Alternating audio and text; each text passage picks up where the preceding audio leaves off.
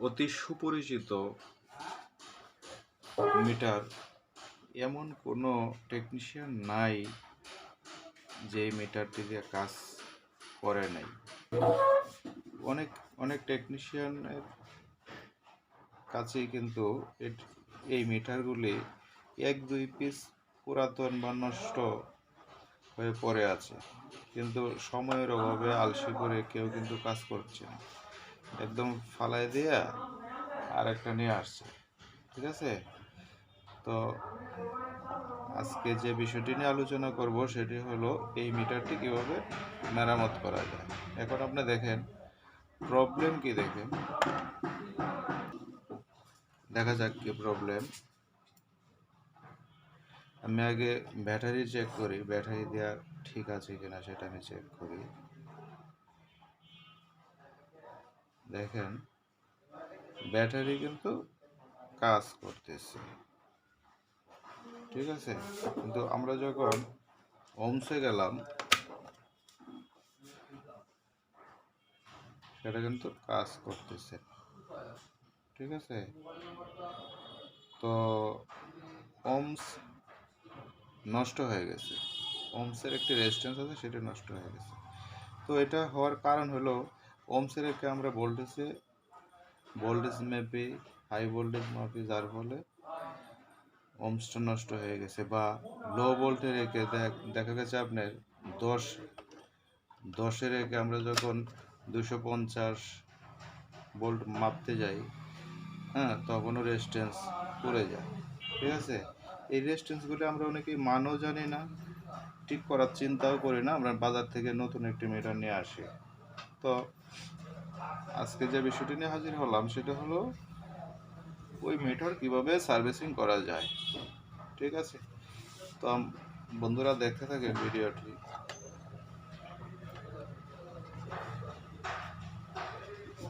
এই যে আমরা মিটারটি করলাম, দেখা যাক এখানে, এই যে দেখেন বন্ধুরা যে রেজিস্ট্যান্সগুলি দেওয়া আছে R8, R9, এরপরে দেখেন R10, R11, R1, R2, R3, R4, R5, R6, R9, প্রত্যেকটি রেজিস্ট্যান্স কিন্তু এক একটির জন্য কাজ করানো হয়েছে, যেমন volt, AC volt, DC volt, ohms, ampere, ঠিক আছে। প্রত্যেকটার জন্য এক একটি রেজিস্ট্যান্স ব্যবহার করা হয়েছে। তাহলে আমরা দেখব আমাদের এই মিটারটির প্রবলেম হলো ওমস কাজ করছে না, তাহলে আমরা ওমসে যাব, ঠিক আছে। ওমস নেওয়ার পরে দেখেন এটা কোন দিকে আছে, দেখেন এই যে বন্ধুরা দেখেন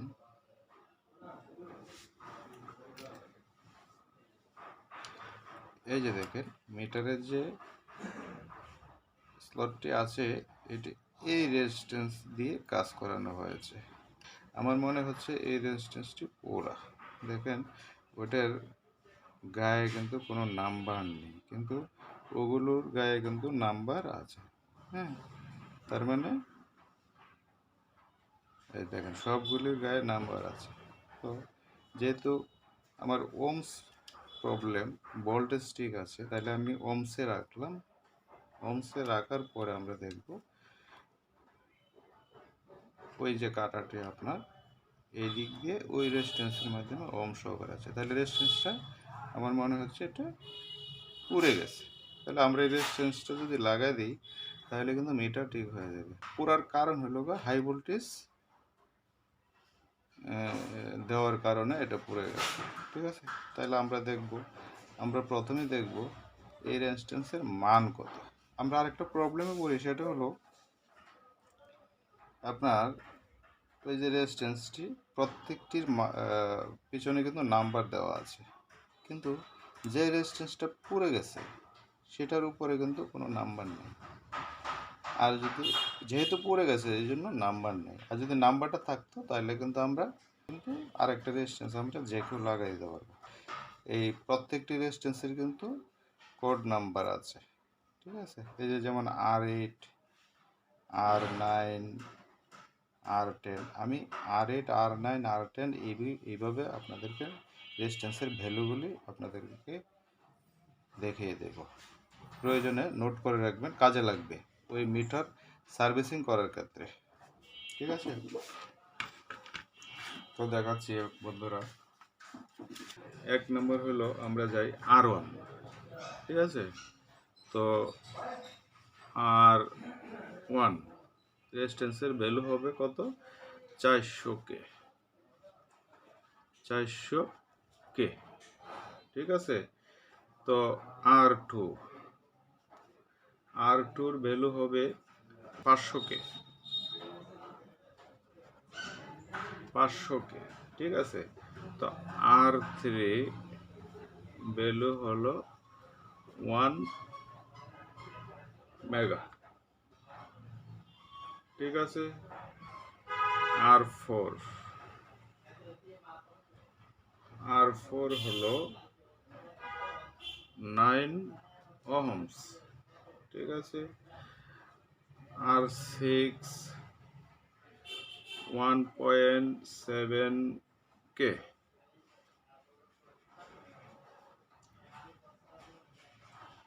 তো আর না বন্ধুরা, এখানে ভুল হয়েছে, R4 এর পরে হবে R5। ঠিক আছে, R5 হলো 18 ohms। 18 ohms। ঠিক আছে, তো R5। R6 হলো 1.7K।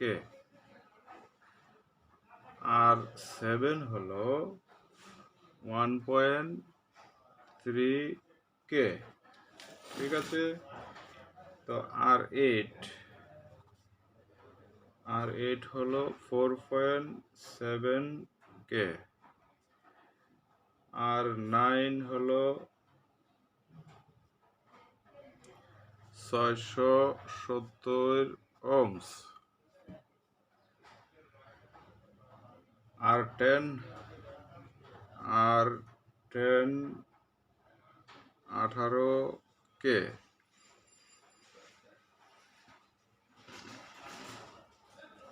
R11